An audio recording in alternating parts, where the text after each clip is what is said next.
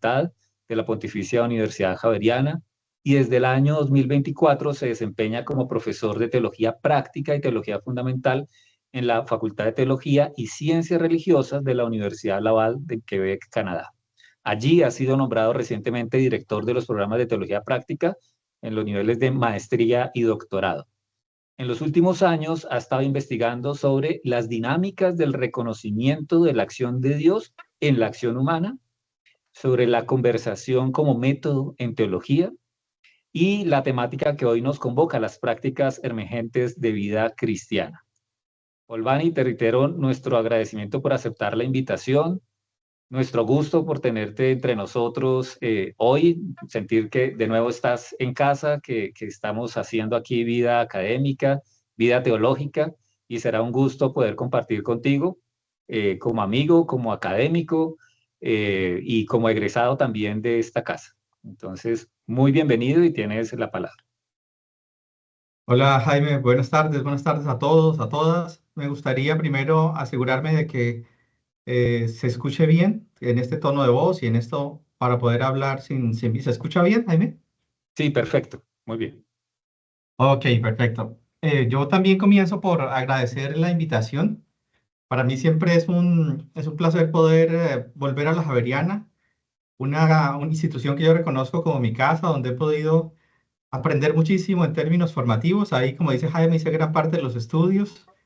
Y también mucho en términos profesionales. Los últimos 10 años de mi vida profesional en Colombia fueron en esa casa y realmente fue un espacio muy enriquecedor para mí. Así que, Jaime, gracias por la invitación y gracias a todos por haberse tomado el tiempo de conversar conmigo hoy.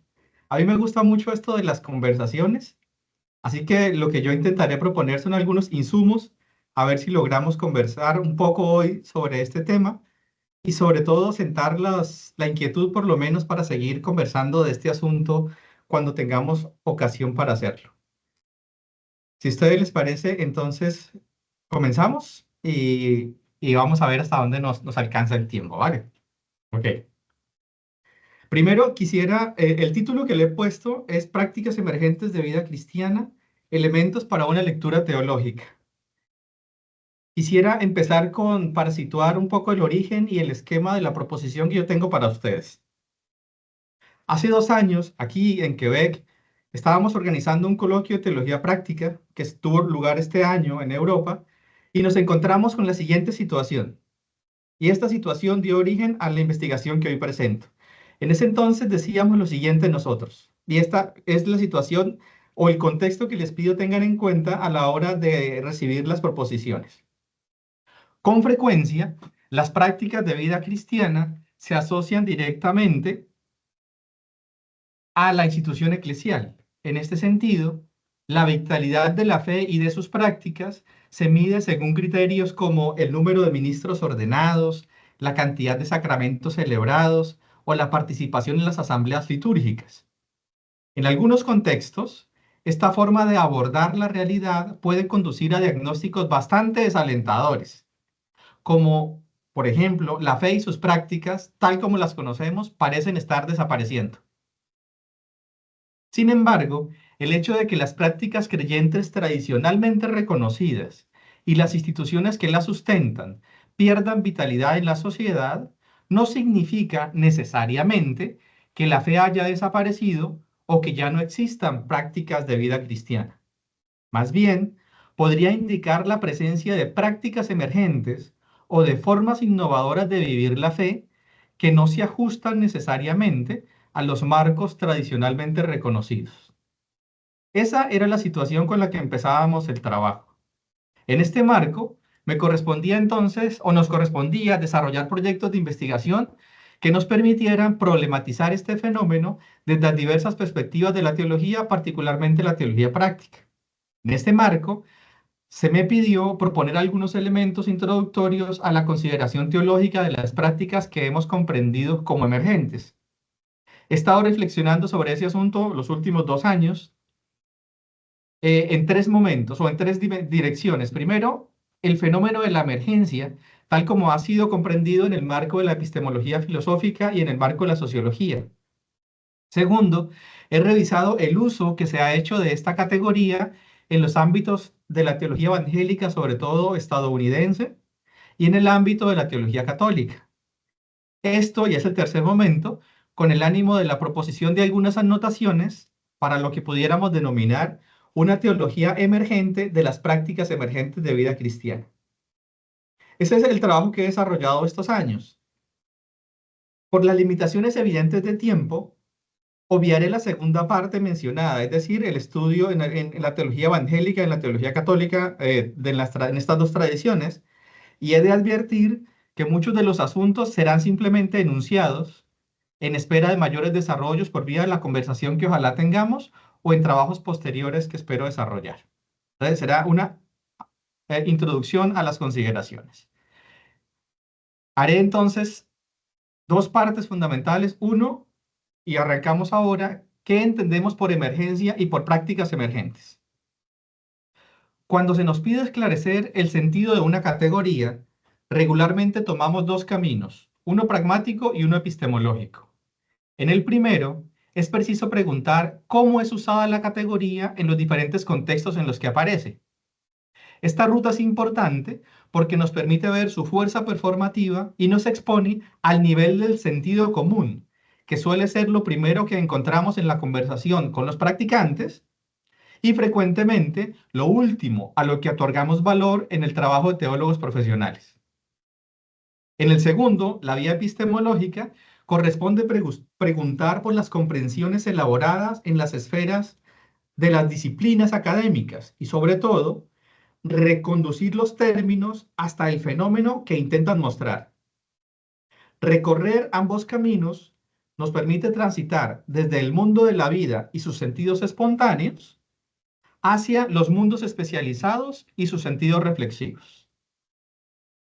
En la esfera pragmática, es decir, el primer camino, la emergencia es, ustedes saben, polisémica. En español, por ejemplo, usamos la categoría para referirnos a una situación de crisis que reclama atención inmediata y extraordinaria.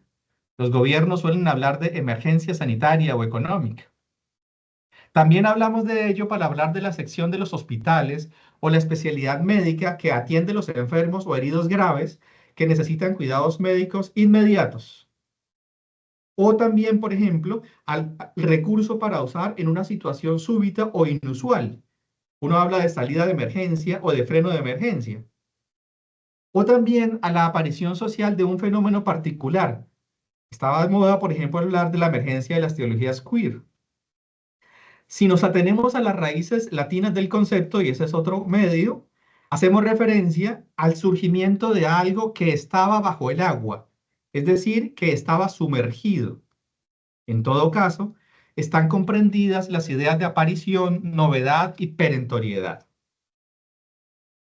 En el ámbito epistemológico, el concepto de emergencia remite a un fenómeno por el cual un sistema complejo manifiesta propiedades o comportamientos que no se reducen a la simple suma de las propiedades de sus elementos constitutivos. En un sentido más abstracto, el concepto alude a la aparición de una cosa o una idea a partir de otra fuera de una relación mecánica de causalidad. En este concepto se suele distinguir dos tipos: la emergencia fuerte u ontológica y la débil o epistemológica. La primera pone de relieve una discontinuidad en el plano de la realidad, es decir, la especificidad de formas sistémicas que se distinguen cualitativamente de los elementos básicos de los cuales procede. La segunda refiere a una incapacidad explicativa por parte del sujeto, una incapacidad que sería superable si se dispusiera de conocimientos o herramientas suficientes. En una perspectiva no dicotómica, que opera desde la correlación sujeto-mundo, diremos que el fenómeno de la emergencia señala una variación en la realidad que devela una insuficiencia en los esquemas explicativos vigentes. La emergencia designa entonces la aparición de una propiedad o un sistema que representa una novedad con relación a sus componentes, considerados de manera aisladas u organizados en una configuración diferente. A este fenómeno se asocian casi espontáneamente conceptos como interacción, sistemas, complejidad, novedad, predictibilidad, explicabilidad y reductibilidad. La comprensión de este fenómeno, por su parte, requiere que nos hagamos cargo tanto de la realidad nueva que aparece, es decir, lo que podríamos decir la dimensión ontológica, como del proceso o mecanismo por el cual esta realidad surge, la dimensión epistemológica.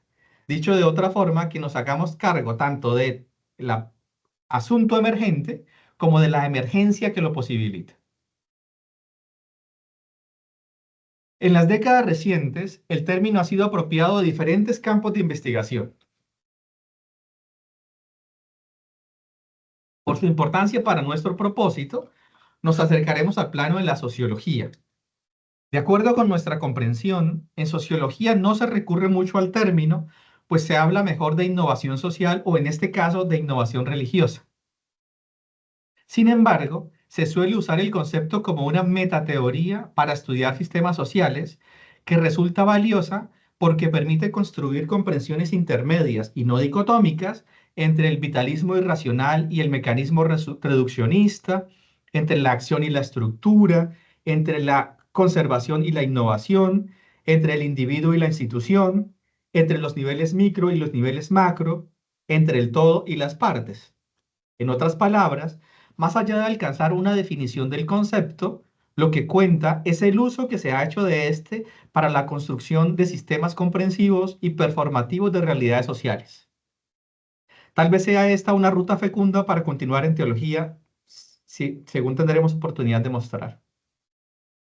Desde una perspectiva sociológica, entonces, una práctica emergente se refiere a una forma de acción social relativamente nueva, imprevisible y original, que surge de un contexto determinado, sin poder ser explicada completamente ni por las estructuras sociales existentes, ni por las intenciones individuales aisladas. Se genera a partir de la interacción dinámica entre las disposiciones internalizadas de los individuos y las restricciones u oportunidades que ofrece su entorno. No se trata, por tanto, de una mera reproducción de sistemas establecidos, ni tampoco de una ruptura social con el orden, una ruptura total con el orden vigente. Se trata mejor de una forma relativa y situada de innovación social que revela la reflexividad de los actores, es decir, su capacidad para ajustar, subvertir o crear nuevas maneras de actuar en el mundo en constante transformación. Dicho esto, es preciso acercar la reflexión a nuestro campo de interés para hablar de prácticas emergentes. En el marco de una teoría de la acción cercana a las proposiciones de Jürgen Habermas o Paul Ricoeur, por ejemplo, entendemos por práctica una unidad accionaria compleja que se lleva a cabo de forma constante, que supone interacción de agentes, que obedece a una estructuración de acciones subordinadas con miras a una tarea y que contiene una regla constitutiva que dota de sentido lo que en ella se lleva a cabo. Con esto en mente, diríamos que una práctica se puede calificar de emergente cuando cumple, yo creo, más o menos unas 8 características. A nosotros de juzgar si son suficientes o si se aplican. Primera, se trata de un fenómeno de reciente aparición que tiene una identidad propia, una cierta estabilidad y una vocación de permanencia. Segundo, no representa propiamente hablando una novedad radical que resulte imposible de comprender a partir de los elementos y sus interacciones. Tercero, muestra una relación de autonomía, mutua afectación y no reducción entre el nivel emergente y los niveles existentes. Cuarto, hay una desproporción entre los cambios en la interacción de las partes y el efecto en la emergencia de propiedades en el todo y en las partes. 5. No resulta evidente la presencia de una dirección o un control centralizado, y más bien se privilegia la configuración del comportamiento gracias a la interacción de los elementos particulares. Sexto, se evidencia un círculo de doble causalidad, descendente y ascendente, gracias a la mutua influencia entre el todo emergente y los elementos que han contribuido a su emergencia. Séptimo, devela una insuficiencia de los sistemas explicativos corrientes, de los esquemas de acción dominantes y de los recursos de legitimación vigentes. Y octavo, mantiene abierta la posibilidad de que interacciones renovadas conduzcan a realizaciones y proporciones insospechadas. Convendría dedicar un buen tiempo a la consideración de cada una de estas temáticas, como ustedes imaginan. Sin embargo, por ahora solo las enunciamos a manera de dispositivo que nos advierte sobre la necesidad de desplazarnos del sentido común a la hora de comprender el fenómeno de la emergencia en los ámbitos de la práctica y apropiarla en el campo de la teología. Hasta ahí la primera asunto que les proponía sobre el fenómeno de la emergencia y sobre las prácticas emergentes. El segundo aspecto del que no voy a referirme ahora se refiere a cómo ha sido esto apropiado en la teología evangélica, sobre todo en Estados Unidos, en los movimientos llamados iglesias emergentes, muy fuerte a comienzos del siglo, y en la teología católica, sobre todo cuando en eclesiología se nos llama a distinguir entre la realidad instituida que llamamos iglesia y la dinámica constituyente del estar juntos, del ser convocados, que constituye una iglesia. Pero de esos asuntos tal vez tengamos ocasión de conversar luego. Les propongo entonces que nos vayamos de una vez al tercer elemento. Creo que nos quedan unos 15 minutos y creo que podemos tratarlos bien, que yo lo he titulado Elementos para una lectura teológica de aquello que venimos de llamar prácticas emergentes.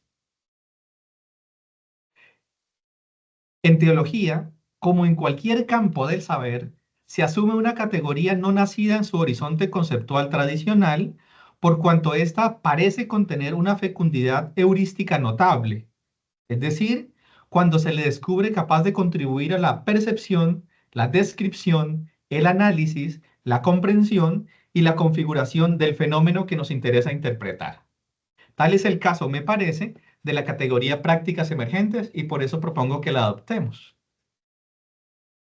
El ya clásico esquema de las estructuras de las revoluciones científicas nos enseñó que las emergencias revelan anomalías en los paradigmas vigentes, es decir, develan aspectos de la realidad que no pueden ser suficientemente comprendidos desde las formas de acción, los entramados valorativos y los esquemas de pensamiento aceptados y promovidos en un contexto específico.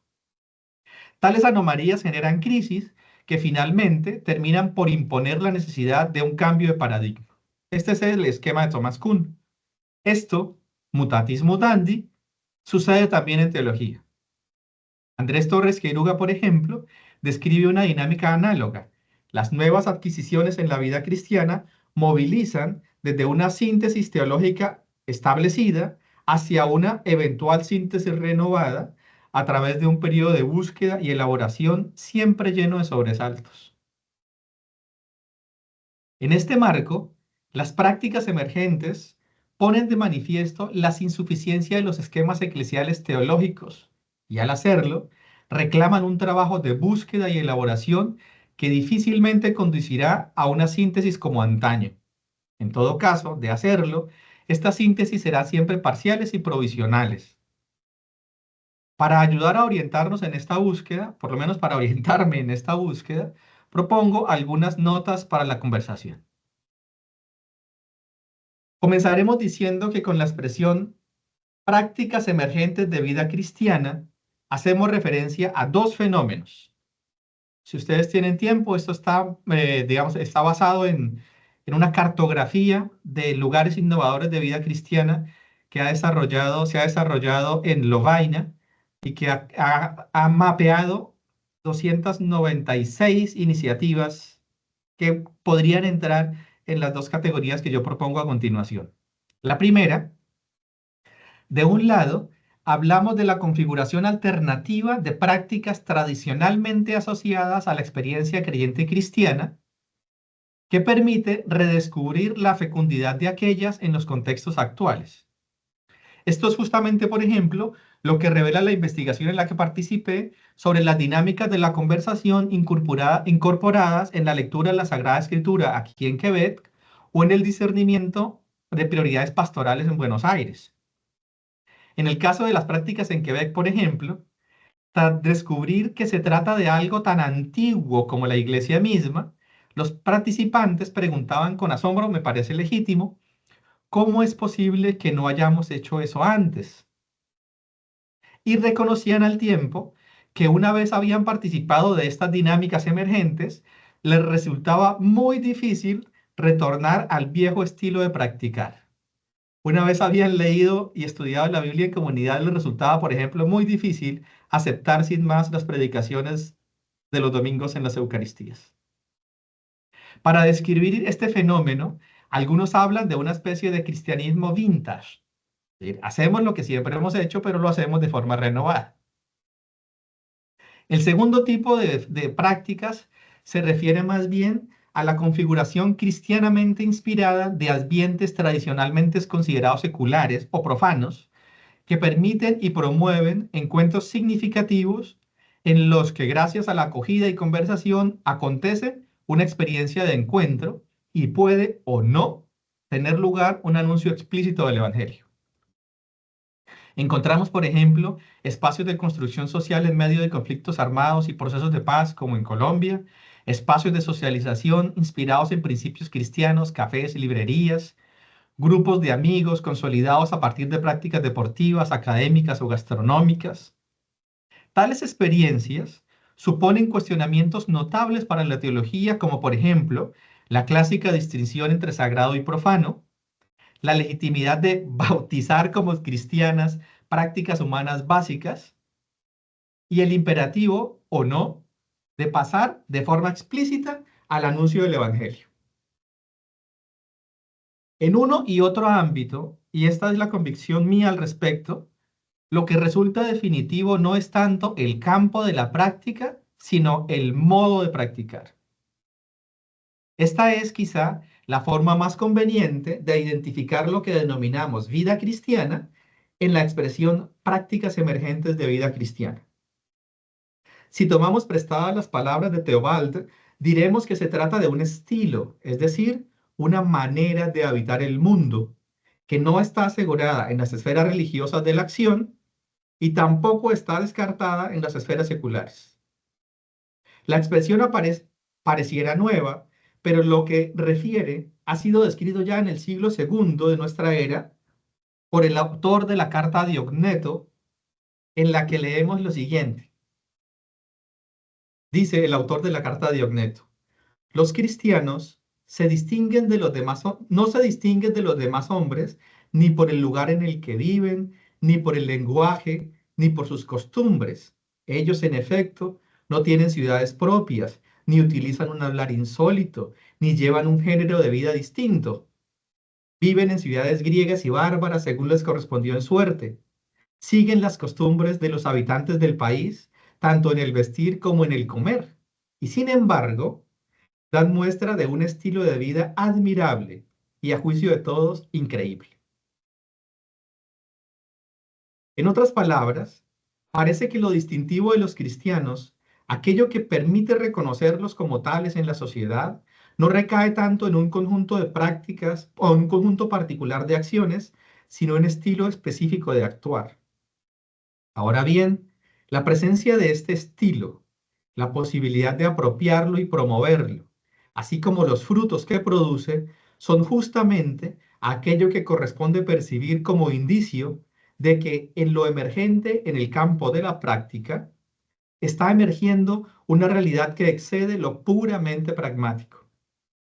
Por ello, la pregunta por este estilo ha de ser, a nuestro juicio, el criterio de examen propiamente teológico de las prácticas emergentes, más allá de saber si resultan o no cercanas a nuestros intereses accionarios, tendencias ideológicas, vinculaciones afectivas o costumbres institucionales. Teníamos la discusión, por ejemplo, de si podríamos decir, calificar como prácticas emergentes las prácticas que pueden ser calificadas sociológicamente como neointegrismos en la Iglesia Católica, por ejemplo. porque pueda que nos gusten o no, pues son emergentes.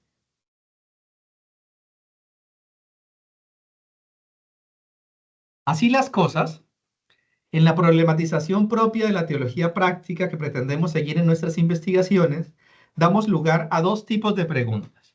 En el primero, de orden descriptivo, es imperativo tratar de mostrar con claridad meridiana qué es lo que está emergiendo en el campo de la práctica. Es decir, cuál es el entramado accionario que valoramos como innovador o disruptivo. En el segundo, de tono más reflexivo, preguntamos qué es lo que está emergiendo a través de dicha práctica o gracias a ella. Tal ruta, al indagar por lo que se está gestando en esta forma alternativa de practicar la fe, pretende reconocer la dynamis de la acción divina que solo emerge porque ya está presente, sosteniendo el actuar humano, interrumpiendo su historia y empujando a su realización. Eso me recuerda al sentido etimológico de emergencia de que ya hablamos hace rato. Como resulta apenas evidente, se trata de una empresa constituida al interior de la tradición creyente, por cuanto la posibilidad del reconocimiento de esta emergencia profunda reclama en el teólogo la fe previamente dada, que opera como lente particular de su lectura.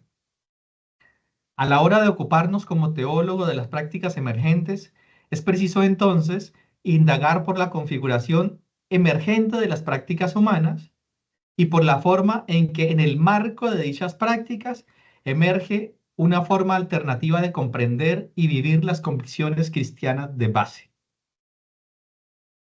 Esta perspectiva propiamente teológica me parece que tiene varias implicaciones, yo nombro solo tres. Primera, muestra que no resulta del todo imperativo incorporar una intención performativa en la teología, sino más bien el cultivo de una actitud contemplativa de parte del teólogo que pretende reconocer y ayudar a reconocer en las prácticas humanas el exceso de la acción divina. Segundo, permite apropiar dos notas de la emergencia, a saber, la imprevisibilidad y la explicabilidad débiles. Desde ellas, no se pretende agotar la inteligibilidad de las prácticas humanas, que siendo comprensibles en sí mismas, están habitadas ya por el exceso que desborda los límites del puro humanismo. En otros términos, la experiencia de salvación que vehiculan las prácticas y testimonian los practicantes no es previsible o explicable solo por la eficiencia pragmática de las prácticas, sino que en nuestra tradición espiritual ha de ser asumida como fruto de la gracia siempre operante. Tercero, esta perspectiva permite incorporar a nuestra interpretación lo que llamamos la lógica de Dios o la lógica del Theos, cuya acción, según nuestros relatos originarios, desborda los límites del actuar humano y de las racionalidades que lo configuran. Ustedes saben que Habermas distinguía 4 racionalidades en la acción: la radiación instrumental, social, subjetiva, comunicativa, y son superadas gracias a la necedad, la locura del amor irrestricto y del perdón incondicional del crucificado. Nos habita, a mí, en efecto, la convicción de que la lógica de Dios es su estilo de actuar en la locura del amor, capaz de metamorfosear, de transformar radicalmente hasta el exceso las dinámicas de la condición humana. Finalmente, habiendo dicho que la práctica emergente supone cierta constancia y consistencia en su realización, cabe preguntar si las prácticas emergentes están destinadas, como parece, a ser marginales y efímeras en el marco de aquellas ya instaladas como identitarias que terminan casi siempre por domesticarlas. Aunque tenemos suficiente evidencia histórica de que lo emergente puede devenir permanente, tal vez no nos cabe esperar que estas formas innovadoras de vivir la fe contengan la capacidad de transformar las formas institucionalizadas. La cuestión clave estará mejor en saber si la fuerza disruptiva y fecunda que las caracteriza como emergentes y permite reconocer en ellas la sagrada anarquía del reino, sucumbe necesariamente al desgaste propio de la contingencia histórica y la normalización canónica, o es capaz de reinventarse con imaginación analógica en las limitaciones de la acción humana en las que intentamos comprender el exceso de la acción divina. Un balance rápido para ir cerrando. Hemos presentado algunos elementos que consideramos importantes para la apropiación teológica de las prácticas emergentes de vida cristiana. Se trata, digámoslo de nuevo, de intentar reconocer en el exceso de la acción divina, el exceso de la acción divina en la complejidad de las prácticas humanas. Una empresa que reclama la convicción de que, como en el misterio de la revelación, la vivencia de la salvación no tiene lugar gracias a las prácticas, pero no ocurre sin ellas. Hemos comparado una serie de elementos conceptuales y procedimentales que me parecen a mí no pueden ser pasados por altos si pretendemos hacer una apropiación realmente fecunda de la categoría. En esta empresa teológica, tras vislumbrar las posibilidades que abre el fenómeno de la emergencia y las prácticas emergentes, el teólogo asume la apertura a la novedad y al tiempo su imposibilidad radical. A la novedad, porque se abre a las posibilidades insospechadas de la acción del espíritu, que resulta reconocible, pero imprevisible e incontrolable. Y al tiempo, a la no novedad radical, porque la mirada nuestra como cristianos, como creyentes, remite siempre a lo ya de alguna manera reconocido, es decir, al estilo del accionar salvífico del Padre, según ha revelado el Hijo y se actualiza constantemente en el Espíritu.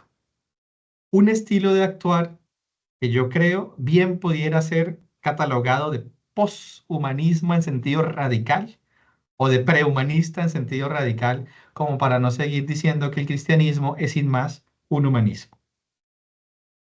Yo creo que por ahora era esto, los tiempos nos dan más o menos manejados en 29 minutos.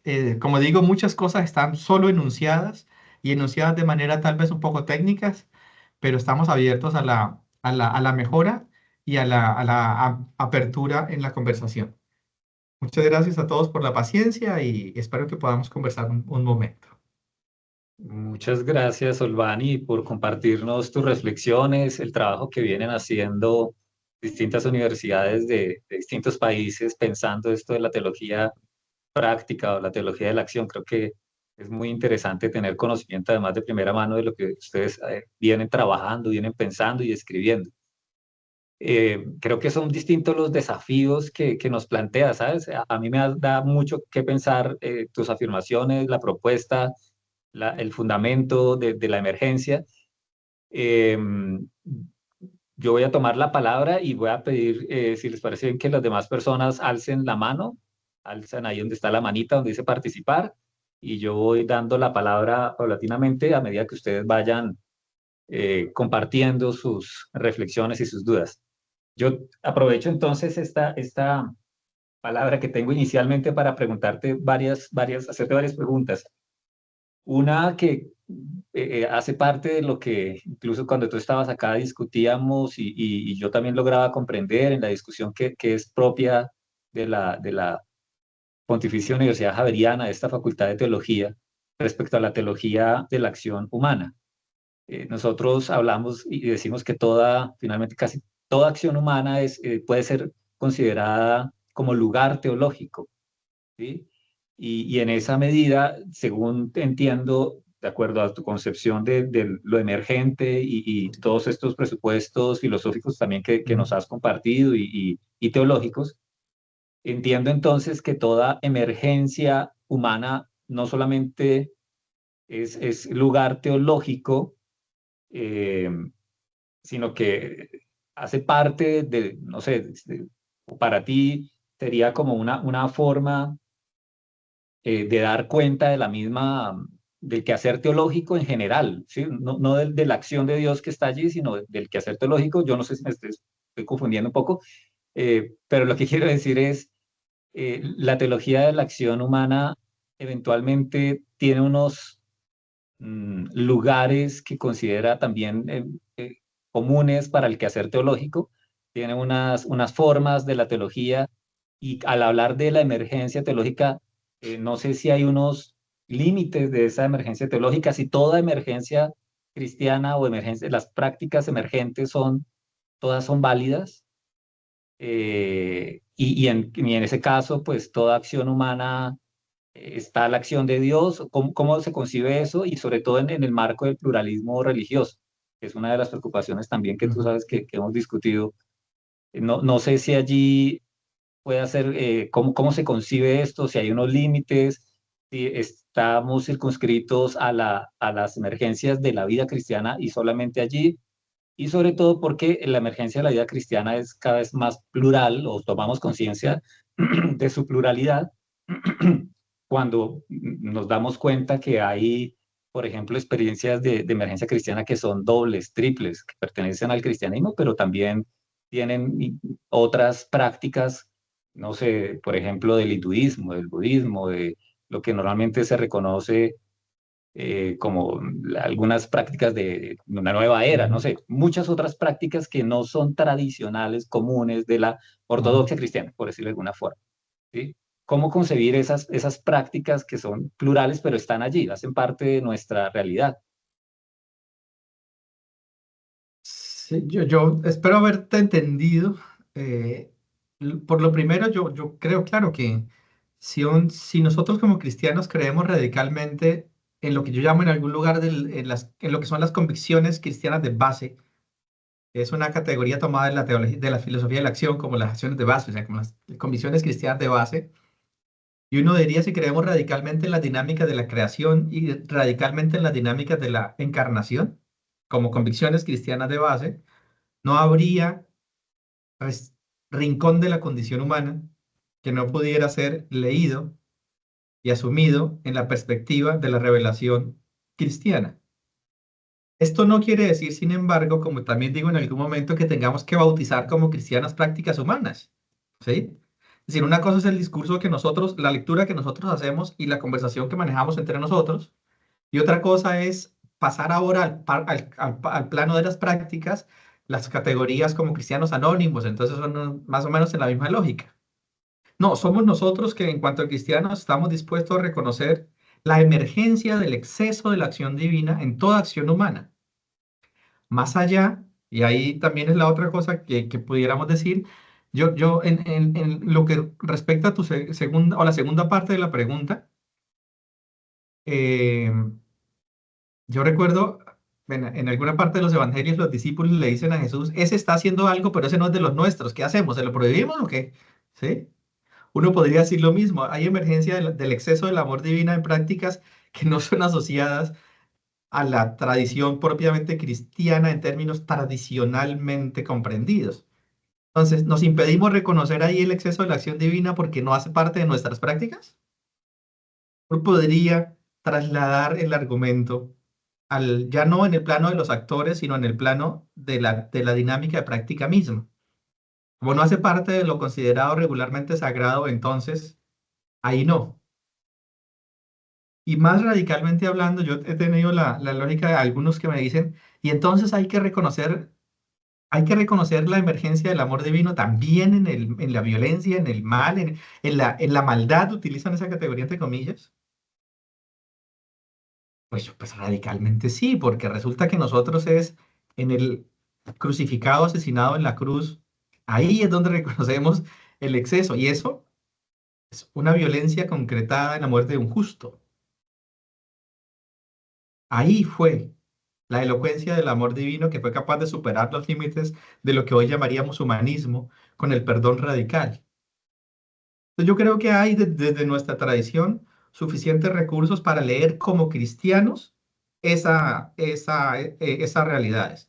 Otra cosa es que yo pretenda imponer mi lectura como cristiano a otras lecturas, pero esto sí me parece a mí puede abrir las posibilidades de lectura a quienes osamos leer el mundo desde la fe que es la nuestra. Olvani, bueno, invito a todos a que por favor, si tienen Ujú, inquietudes, por favor levanten la mano, vamos dando la palabra. Una inquietud más, hay no sé, preocupación muy seguramente de algunas personas por las formas institucionales.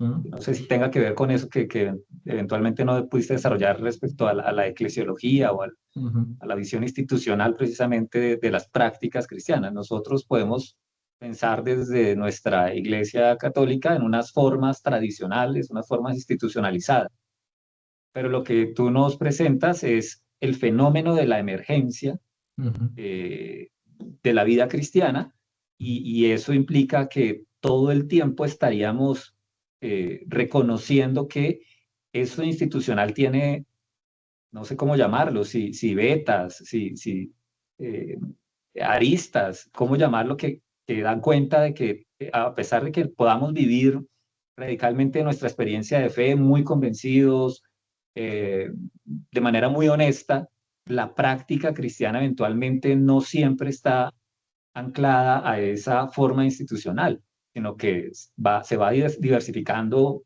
a través de las distintas épocas. sí, pues yo creo particularmente eso, ¿no? Yo creo que uno, a propósito de las dinámicas de la emergencia en las iglesias evangélicas de Estados Unidos, creo que la clave está en no construir, no apropiar estas dinámicas en contra de. Es decir, no es que las prácticas emergentes estén en contra de las prácticas institucionalizadas, es que son maneras diversas que intentan de alguna manera entrar en conversación con experiencias humanas distintas, que entre otras cosas, muchas de ellas no existían cuando las prácticas que consideramos institucionalizadas emergieron. Eso no dice nada en contra de las prácticas institucionalizadas, pero sí previene del peligro de confundir en términos técnicos lo ya constituido con lo constituyente. Lo constituyente es la dinámica que permite reconocer esa emergencia o incluso la dinámica que permite la emergencia misma de dinámicas renovadas de vida cristiana. Está siempre la idea de que las prácticas institucionalizadas o lo institucionalizado siempre va a tender a domesticar lo emergente. Es lo propio, es toda institución tiende a querer conservarse, pues es normal. Una institución es, por principio, conservadora, pero no se trata entonces de negar el valor de lo ya institucionalizado, pero tampoco de reducir la vitalidad de la vida cristiana a lo que resulta legítimo en términos de prácticas institucionales. Por eso, tanto para las prácticas nuevas como para las prácticas viejas, el criterio es el mismo. Se traduce, se transparenta en esas prácticas el estilo de la acción que reconocemos en el exceso del amor divino o no. Y esa pregunta se plantea a uno y a otras prácticas, ¿no? Me parece a mí que eso podría ser un análisis que la mayoría de las veces no deja bien paradas ni a una ni a otras. Ok. Mientras se animan, por favor, anímense, levanten la mano, pregunten, que se dan cuenta, acá se puede conversar con calma. Yo tengo otra inquietud. Tú mencionabas una experiencia muy interesante como de mapeo Ujú, de esas prácticas. A mí me llama mucho la atención porque el mapeo que se hizo del fenómeno religioso del siglo pasado daba cuenta de un fenómeno religioso diverso, por ejemplo, en comparación, no sé, con Europa y Latinoamérica, ¿no? En ujú, Europa, un poco Estados Unidos, no tanto, pero hay una diversificación del pluralismo en términos de las grandes religiones. Y en Latinoamérica, bueno, Norteamérica y sobre todo en Latinoamérica, una diversificación del cristianismo, muchas formas de cristianismo, que bueno, algunos en sus taxonomías han ujú, hablado de que pasamos de los pentecostalismos de Estados Unidos a neopentecostalismos aquí en Colombia y otras ujú. formas de cristianismo muy sui generis, muy particulares. No sé si eso permanece, si consideras, si alcanzaste a identificar de pronto en esas prácticas son las prácticas plurales dentro del cristianismo aquí en Latinoamérica, si hay algo que de pronto que se pueda resaltar o algo por el estilo. Yo no tengo, no creo que haya un mapa, no lo conozco de las prácticas, o sea, de estas prácticas en América Latina. La que yo referí es un laboratorio que existe en la Universidad Lovaina, la Nueva, que intenta mapear estos lugares, sobre todo en la segunda dinámica que yo proponía, cafés, por ejemplo, librerías, experiencias de turismo, que son promovidas regularmente por gente que se considera cristiana y que considera que eso es un espacio de vida cristiana. Y en ese sentido es que yo hablo de no es que estemos bautizando prácticas humanas genéricas ahora como prácticas cristianas, sino es mi manera de vivir la fe es un espacio de encuentro radical en torno de la mesa. Ok. Y no hablo necesariamente de la mesa de la Eucaristía en términos tradicionalmente comprendidos, de la misa, ¿sí? Sino de compartir la mesa con otras personas o espacios de conversación o espacios de diálogo. Ahí hay unas experiencias muy bonitas que yo tuve algunas la posibilidad de visitarlos en Bélgica sobre todo, pero está en la Europa francófona, digamos, está muy trabajado. Y en la Canadá francófona, también aquí en Quebec, hay una experiencia en una parroquia muy cercana que sería algo así como café con el párroco. Entonces, una experiencia de acogida y literalmente es un café, ¿sí? Se vende café, es un café donde conversamos, ¿sí? En Ok. el marco o experiencias de acogida para la gente que padece la soledad aquí en mi ciudad, que empezaron en las parroquias, pero la gente dijo, no, esto no puede estar en las parroquias porque la gente no viene justamente porque es una parroquia, ¿sí? Entonces vamos a llevarlo al centro comercial. Y ahí hacemos esta acogida sin que esté necesariamente amarrada a la institución. Entonces sería bonito intentar hacer eso también en Colombia, me parece que sería, solo si se nos ocurre, por ejemplo, proyectos comunes, ¿sí? Claro. Ok. Genial. Bueno, ya hay manos levantadas por acá. Susana Gómez, te escuchamos. Si Susana pudiera prender la cámara. Ah, Sí, bueno. ya. Sí, eso de hablar con con la pantalla es muy maluco. Sí, sí, sí se puede. Ay, muchas gracias, Olvani, muchas gracias por tu presentación, muchas gracias, Jaime, también. Yo tenía como la misma duda de Jaime sobre, digamos, qué tipo de prácticas emergentes, digamos, como que se aceptarían, otras no. Pero cuando tú hablaste de la práctica, digamos, de la violencia, o sea, sí, ahí me quedó la duda de, bueno, ¿qué es lo que que se aceptaría como práctica emergente que no resulte, digamos, como peligroso? Ujú, ¿Sería el que ejerce la violencia o la víctima de la violencia? O sea, porque es que cuando tú te referías a ese caso, tú decías, bueno, la práctica emergente estaría ligada al perdón radical. ujú, Eso me ubica en el plano de de la víctima. ujú. Pero, ¿qué pasa con el plano de el que ejerce la violencia? También hay que aceptarlo como práctica emergente, también hay que darle un lugar dentro de, digamos, como todo este... Bien. Yo haría una claridad que creo que pudiera conducir, para evitar conducir el error con las categorías que yo utilizo. Cuando respondí a Jaime eso, es la idea de toda acción humana es susceptible de ser leída teológicamente. Yo digo sí, radicalmente sí, incluida las dinámicas donde acontece lo que nosotros regularmente llamamos mal, ¿sí? Porque, como digo, ese es en la cruz donde nosotros conocimos el amor radical, que es el perdón radical de la víctima que renuncia a la espiral de la violencia por el perdón. Entonces, en esa medida, no es que la violencia sea una práctica, o sea, pueda ser vista como una práctica emergente. Una práctica emergente de vida cristiana se refiere más bien a unas dinámicas en las que intentamos vivir la fe de forma explícita, de manera no necesariamente institucionales o institucionalizadas. Son como dos perspectivas diferentes de análisis.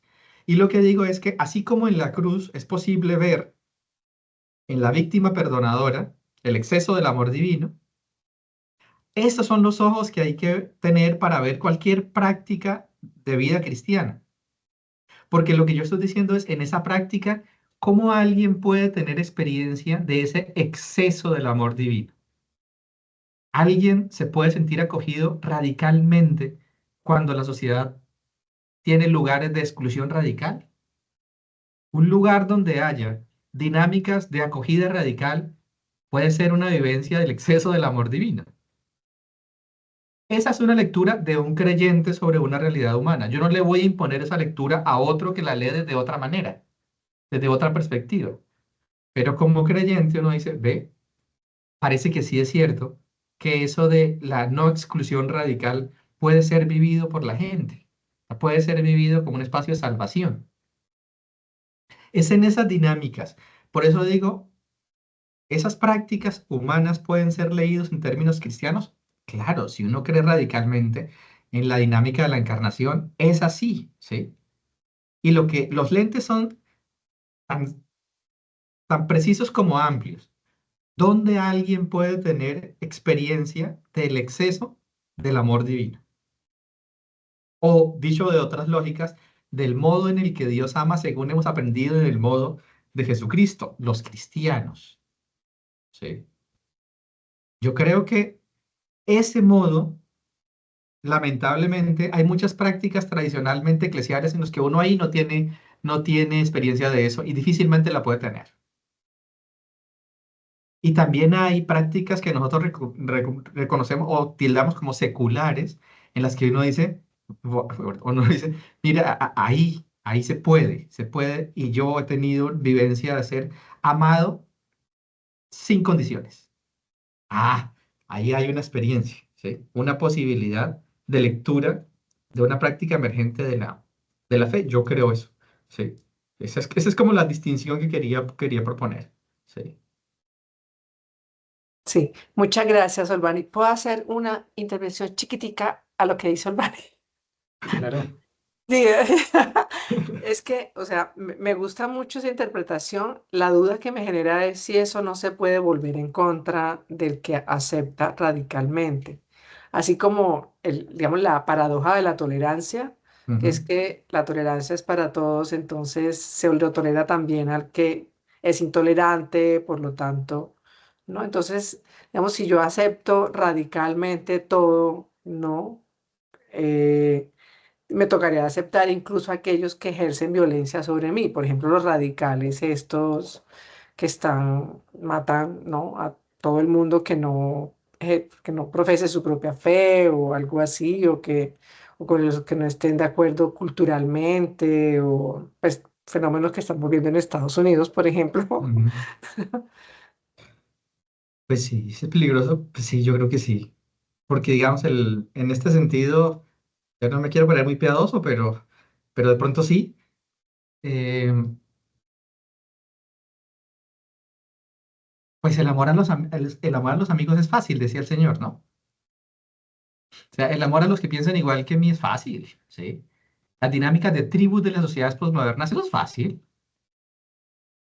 Uno se reúne con los que piensan igual a uno, ¿sí?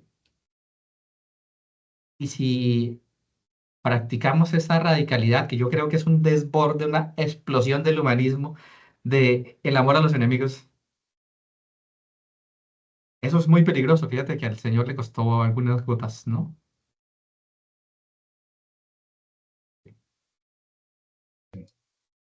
Vale. Muchas gracias, Olvani. Vale, sí. Muchas gracias, Susana. Le damos paso a José Luis Sí, García. gracias. Primero agradecer a ambos, profesor Albani y profesor Jaime. Me hacía reflexionar sencillo que estas prácticas emergentes de vida cristiana, pues según el significado Ujú, semántico del término, ujú, pues surgen desde las emergencias mismas, ¿no? Realidades en las que pues la vida cristiana en un restaurante, en una escuela, ¿no? Resulta justamente como una salida para ujú, ponerse, por decirlo así, en un ambiente que es más seguro o tal vez le resulta un poco más habitable, por decirlo. ujú, Y en ese sentido, pensaba, estas prácticas emergentes de la vida cristiana que surgen desde las emergencias humanas mismas, ¿no? Y desde luego las emergencias cristianas, porque sí, efectivamente, yo creo que la iglesia tendrá una salida de emergencia, ¿no? La puerta de la fe, por decirlo así. Y pensaba justamente en esto que decía respecto de la teología de la acción de Dios que desborda la acción humana, y por lo tanto, en este caso, la exclusión no radical de las acciones, y cómo estas prácticas emergentes tienen un potencial teológico porque nos invitan a abrir un poquito más la manera tradicional de cómo comprendemos pues esta acción amorosa de Dios, ¿no? Como dice San Pablo en la carta a los Romanos, ¿no? El capítulo 13. El amor todo lo perdona, el amor no se enoja, el amor es servicial, el amor, o sea, creo que antes que decir un himno al amor, sería un himno a la identidad de Dios, ¿no? Que surge precisamente desde pues esas emergencias. Y yo pensaba en dos acciones muy concretas aquí en México, recientes, por ejemplo, hay por no bautizar ni cristianizar, por ejemplo, en un barrio muy amplio de aquí de la Ciudad de México, una delegación que se llama Iztapalapa, un comedor comunitario atendido por personas transexuales. Ajá, es un barrio, en este caso, pues sumamente urbano, en el que la comunidad ha aprendido a ver, por ejemplo, las personas transexuales, no a veces desde el tabú o el temor o el juicio, sino como personas que sirven a una comunidad desde una acción concreta que representa para muchos, pues una buena noticia, es decir, tener dónde comer y sobre todo, pues tener una comida a un precio accesible, ¿no? En un lugar en el que pues todos comparten alguna emergencia, tienen la necesidad, por decirlo así, y sobre todo tienen una carencia. Pensaba en esta práctica humana, para decirlo, ¿verdad? Y ahora que hemos tenido también unas desgracias increíbles de las inclemencias del tiempo, esto que decía de la no exclusión radical, pensaba ahora con las lluvias hemos tenido en Poza Rica, en Veracruz, comunidades que se han inundado totalmente. Entonces, por supuesto que dejando a un lado la acción gubernamental, el crimen organizado, ¿no? El grupo organizado es quien se ha manifestado, por decirlo así, como más cercano a la comunidad, como más comprensible a sus necesidades, de manera que, decía yo antes, que nacen desde una emergencia. En ese sentido, con lo que decía el profesor Urbani, ¿verdad? Pues con los cafés, que es muy padre reunirse con el párroco para tomar cafecito, lo cual es ideal, pero pensaba yo en estas otras prácticas que gritan, por decirlo así, como cuando alguien llega a un hospital, ¿no? Por emergencia. Es decir, es que la emergencia también significa eso, es el último recurso.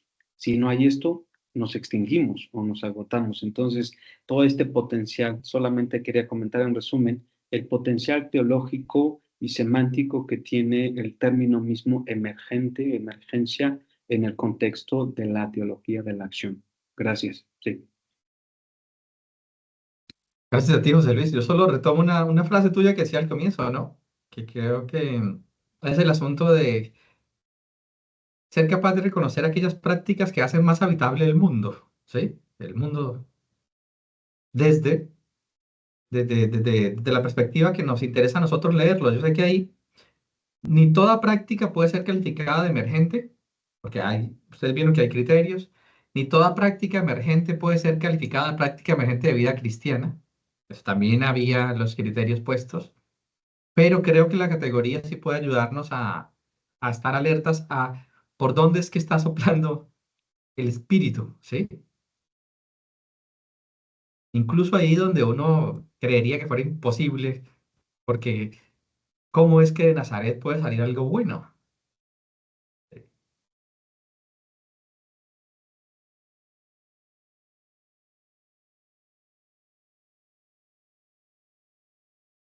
Gracias. Vale, muchas gracias, José Luis. Tiene la mano levantada Wilson Alberto Díaz. Adelante, por favor. Hola, buenas tardes, ¿me escuchan? Sí, Si puede prender la cámara, ideal. Bueno, permítame ver si tengo un problema ahí de conexión. Hola, Albani. Hola Wilson, ¿cómo andas? Bien, bien, gracias. Bueno, básicamente es una pregunta de algo que Albani había mencionado, y no sé si de pronto lo respondió en el momento en el que estuve ausente, y es que aludiendo a los paradigmas, a la reflexión de los paradigmas de Thomas Kuhn, ah, ponía de presente unas suerte de anomalías a las cuales, bueno, Albani las menciona, no sé si responda justamente a esos paradigmas teológicos que entrañan esas anomalías y cuyas prácticas emergentes podrían ser unas formas de vida que responden a formas no institucionales de vivir la revelación. Entonces quería preguntarle, Albani, si ha detectado, si sabe cuáles son esas anomalías que entrañan esas, digamos, sus paradigmas teológicos, y si las prácticas emergentes son una respuesta o más bien una forma espontánea, por así decirlo. Por espontáneo no quiero decir que no tengan cierta organización o que se ubiquen en ciertos contextos, pero digamos son espontáneas en tanto que no responden a esas anomalías que sean de modo reflexivo o práctico, se perciben al interior de la institución eclesial y que no responden a esa búsqueda de Dios. No sé si me hice entender ahí con la intervención. No, yo creo que, por ejemplo, hay una insuficiencia, digamos que esa es la dinámica de la transición, son dinámicas de que algunas prácticas o algunos criterios o algunas se muestran como insuficientes para acoger o insuficientes para promover lo que nosotros proponemos o lo que el cristianismo propone como nudo de la vida cristiana. Por ejemplo, yo creo que proponer que las dinámicas de la participación en los sacramentos, por ejemplo, una comprensión de los sacramentos de la Eucaristía de la Eucaristía vinculados de manera radical a la celebración de la misa tal como la comprendemos nosotros, puede dejar por fuera, no digo que eso no tenga valor, pero digo que puede dejar por fuera dinámicas también radicales del pan compartido y de la vida compartida, como dinámicas de Eucaristía para la vida creyente. Entonces, por eso digo que esa pudiera ser una dinámica de dinámicas en que se excluye por razones de orden institucionales la participación en la mesa eucarística sacramental, han desbordado en participaciones de otras mesas eucarísticas, ¿sí?, que pudieran o representar, comprender de otra manera y practicar de otra manera el hecho de reconocer que hay un pan compartido, que en ese pan compartido es Dios que se hace alimento. Hay algunos, yo diría, por ejemplo, es un solo ejemplo de la fuerza teológica que esto podría tener o de la fuerza institucional que esto podría tener. Y uno podría decir, esto probablemente no diga que no haya esa dinámica sacramental en la Eucaristía tal como nosotros la comprendemos. Pero eso tal vez quiera decir que la fuerza del sacramento no se agota en esa práctica institucionalizada solamente. Entonces, por eso se trata de que no hay una contraposición entre unas prácticas y otras, sino digamos, una convicción radical que intenta ser vivida de maneras diferentes.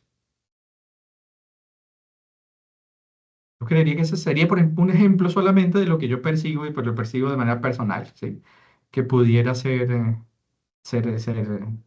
visto, pero creo que hay formas de congregación o dinámicas de congregación en estos lugares que se pueden rastrear en la cartografía que muestran, hay quizás sensibilidades que las prácticas institucionales no logran acoger.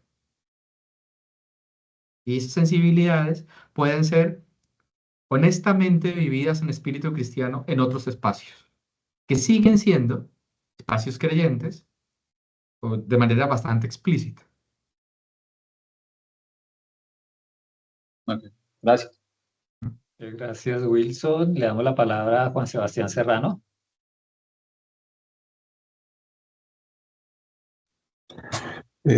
Buenas tardes, profesor Olbani. Me llamaba Hola, mucho la Juan. atención cuando usted se refirió a la etimología de la palabra emergente, porque ciertamente a uno como que ya le va dando nociones o me hacía pensar desde un ámbito sacramental en el bautismo. Y aunque usted menciona algunos criterios como que se deben cumplir, no sé si en su totalidad para que sea considerada una práctica emergente, pues a mí me gustaría verlo como desde atrás para adelante, porque me preguntaba realmente qué entonces es lo que me hace a mí plenamente, primero cristiano, para que después mis prácticas sean consideradas como prácticas cristianas emergentes, ¿no es cierto? Eso por un lado, porque usted se ha referido ahorita en la respuesta pasada al ámbito de, digamos, de la Eucaristía, ¿no? Entonces, autores como Cicero las conciben la misma creación como Eucaristía, ¿no? Y yo siento que la invitación incluso que hizo el Papa Francisco a las facultades de teología es precisamente a ese diálogo inter y transdisciplinar, pongámoslo en sus términos, de esas prácticas emergentes, ya sea desde otras ciencias, desde otras realidades, ¿no? Que, digamos, desde un grupo que ha tenido mucha fuerza en América Latina, que es de antropología trinitaria, lo ponen a que uno no se puede concebir hoy en día una teología sin de la mano de una antropología.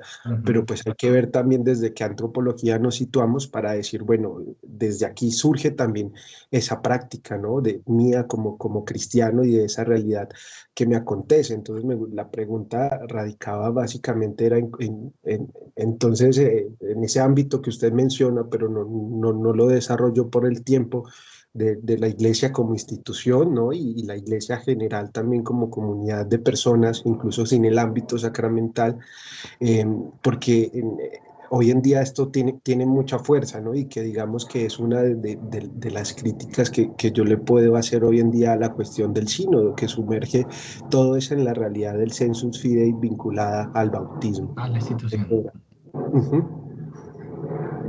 Hay una dinámica ahí de lo instituyente que pudiera ser interesante de pensar, Juan, es porque yo soy cristiano explícitamente profesando esa fe que mis prácticas devienen cristianas, o es porque el modo de gestionar las prácticas, el modo de practicar, transparenta eso que nosotros hemos llamado de alguna forma el exceso de la acción divina, que me constituyo como cristiano.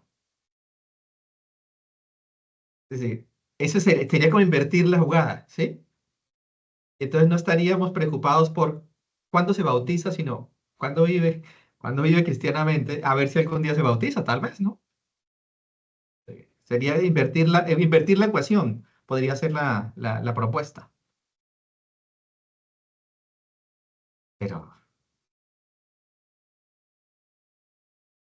Listo, profe, sí, muchas gracias. Que creo que es solamente también una dinámica de que habría entonces que pensar, o más bien repensar el mismo pensamiento, la misma epistemología teológica a partir de eso, ¿no? De una dinámica relacional. yo sí creo que la teología, lo que llamamos genéricamente teología práctica, tiene un potencial maravilloso, siempre y cuando no se le mire como la esfera de aplicación de la teología, sino como repensar las convicciones cristianas de base, como digo yo, a partir de las dinámicas accionarias donde acontece la vida de las personas. Eso puede cambiar, puede generar o puede, dicho de manera más tranquila, puede resultar muy fecundo para repensar las comprensiones básicas de nuestra fe. O sea, puede ser realmente un ejercicio de construcción teológica. Muchas gracias a Juan Sebastián. Y ya qué pena con Olbani, la última, parece. Juan Manuel Carantón.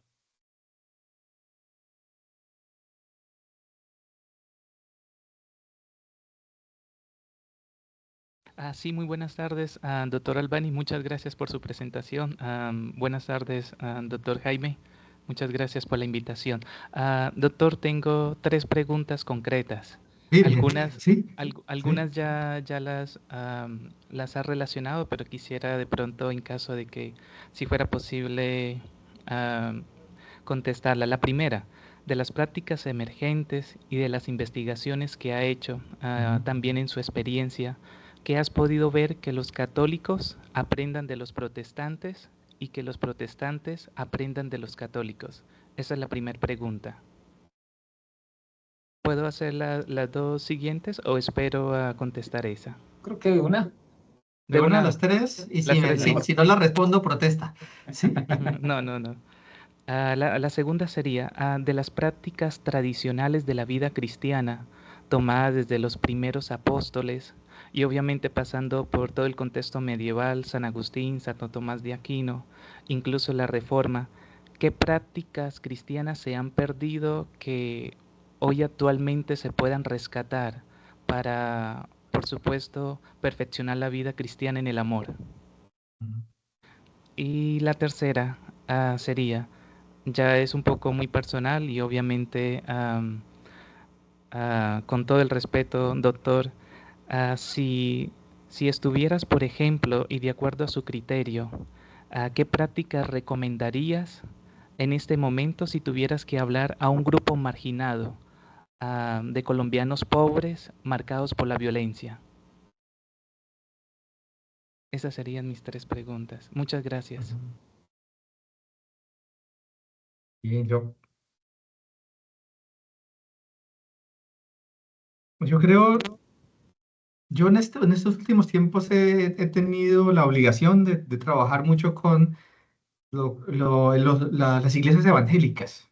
Nosotros en nuestro programa de doctorado es un programa que nosotros llamamos abiertamente pluriconfesional. Entonces aquí estudian cristianos de diferentes denominaciones, muchos de ellos evangélicos.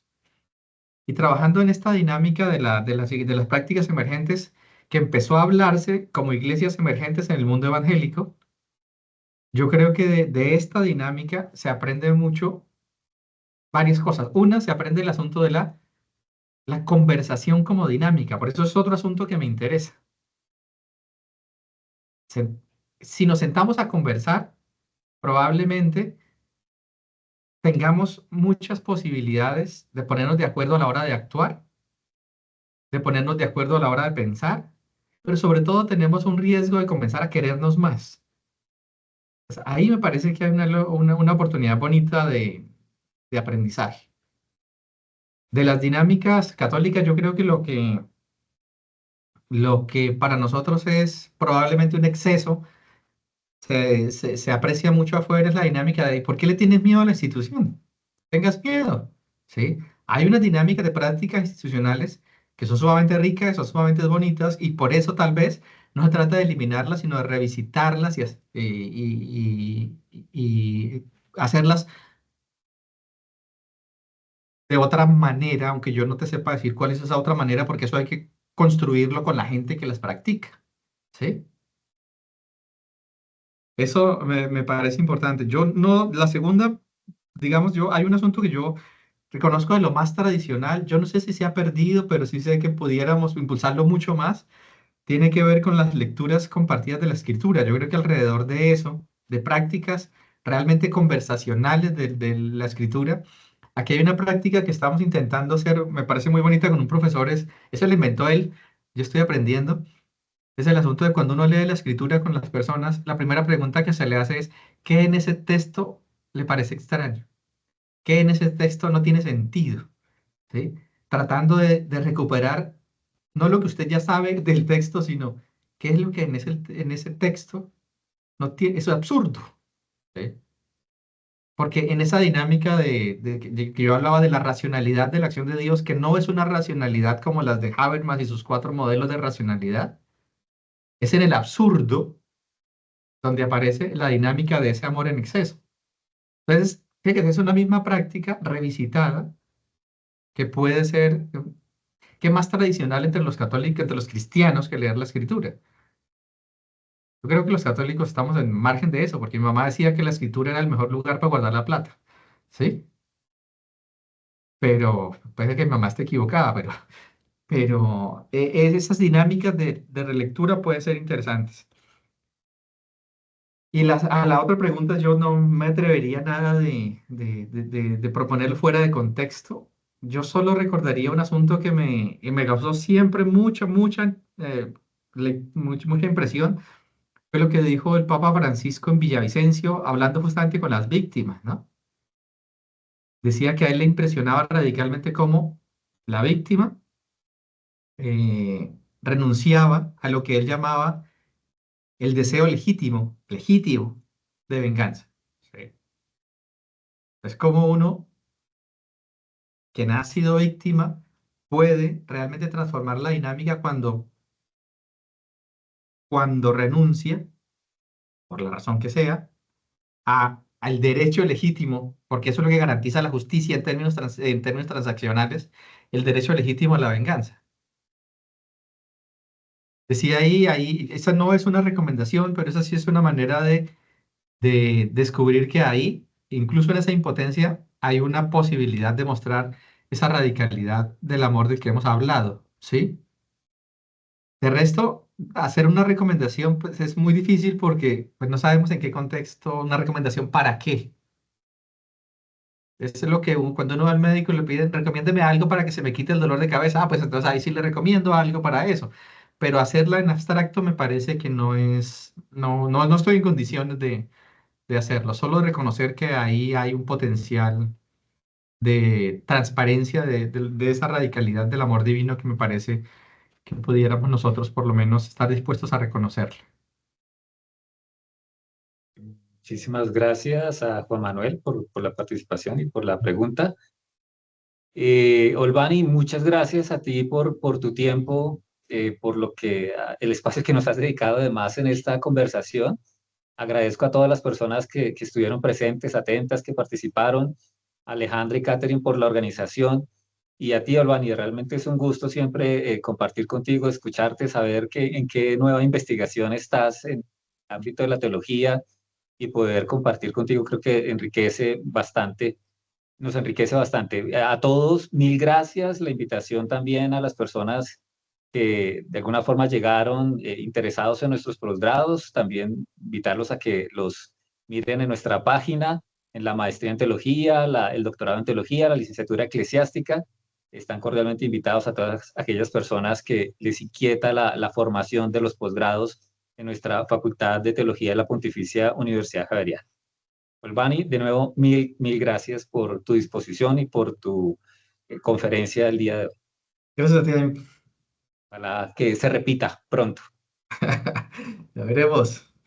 Vale. Cuídense Mil mucho, ahí nos gracias a vemos. todos. Que estén muy bien. Muchas gracias.